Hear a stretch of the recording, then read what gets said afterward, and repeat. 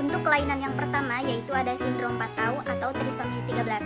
Sindrom Patau atau trisomi 13 ini merupakan kelainan genetik dengan jumlah kromosom 13 sebanyak 3 buah yang terjadi karena kesalahan dalam pemisahan kromosom homolog atau non-disjunction selama proses meiosis.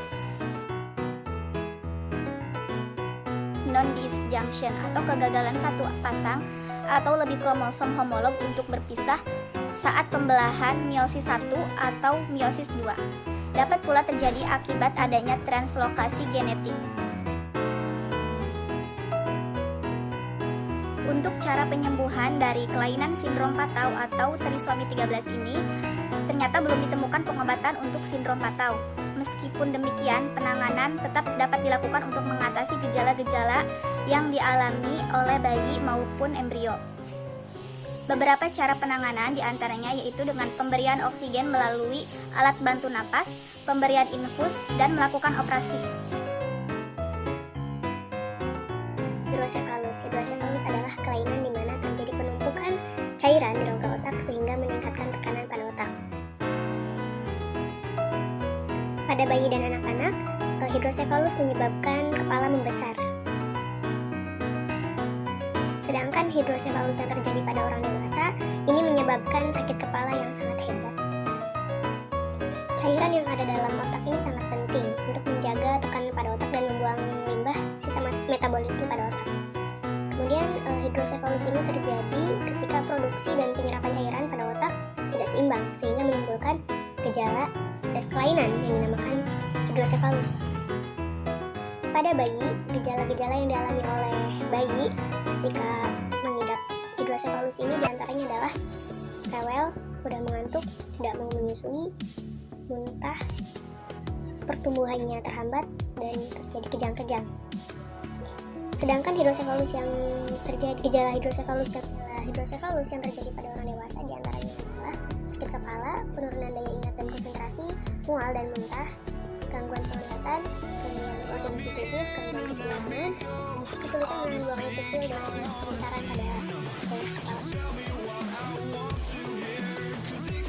Jadi thalassemia ini merupakan penyakit kelainan darah yang menyebabkan si penderita itu menjadi kekurangan darah atau anemia, lebih jelasnya seperti itu. Adapun penyebab dari penyakit ini adalah kelebihan zat besi di mana penumpukan di berbagai organ seperti kulit, jantung, hati, dan kelenjar endokrin yang menyebabkan osteoporosis pada manusia. Adapun untuk cara penyembuhannya itu pertama adalah screening terhadap pasangan yang belum nikah, dan kedua adalah transplantasi sum-sum tulang, dan ketiga adalah transfusi darah secara terus-menerus seumur hidup.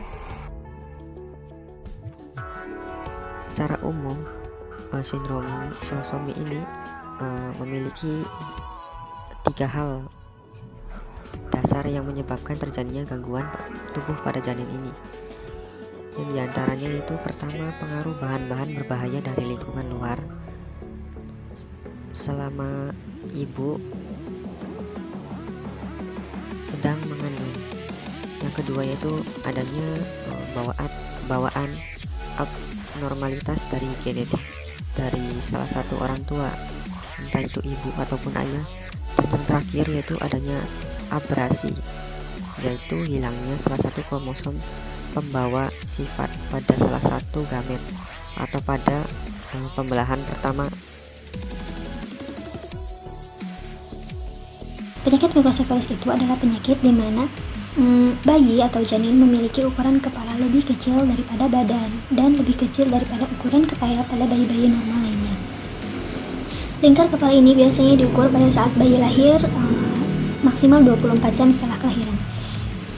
Biasanya pada saat kelahiran bayi ini dilakukan pemeriksaan fisik, diukur lingkar kepala bayi, kemudian bisa juga didiagnosis pada saat ibu hamil.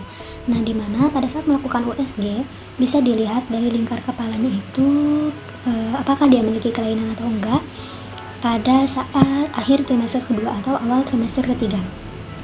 Kemudian apabila ada deteksi bahwa janin itu memiliki kelainan mikrosefalus, maka dokter akan melakukan pemeriksaan lanjutan seperti CT scan, pemeriksaan urin, darah, atau foto rongsen. Kemudian Gejala yang terjadi pada pengidap microcephalus ini, bayi akan terus merasa pusing, kejang, sulit berjalan, mengalami gangguan otak, sulit beraktivitas, bahkan bayi bisa mengalami hiperaktif atau tidak tenang.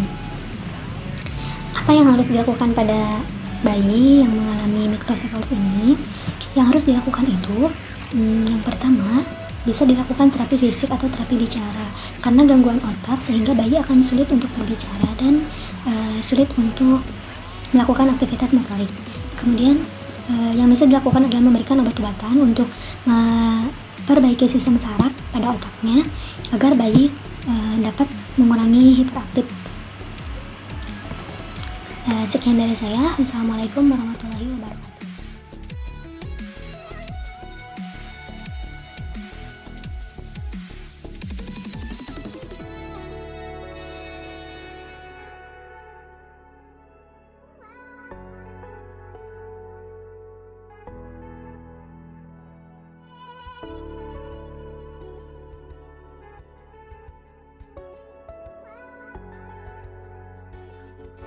Just can't let